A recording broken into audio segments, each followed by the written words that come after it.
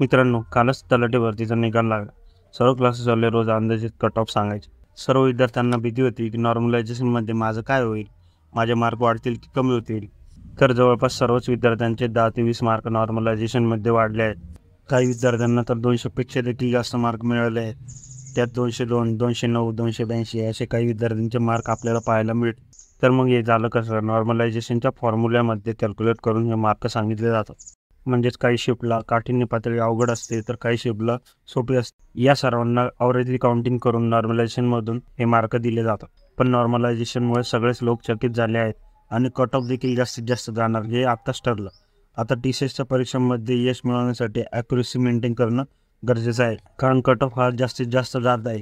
तसेच अभ्यासावरही लक्ष केंद्रित करून प्रत्येक विषयामधील आपली ॲक्युरेसी वाढवणे हे गरजेचं आहे. तलाठीचा चॅनल गेला हरकत नाही, परंतु निवडणुकीमुळे अनेक सरकारी पदे भरण्यात येणार आहे, त्यामुळे तयारीत राहावे.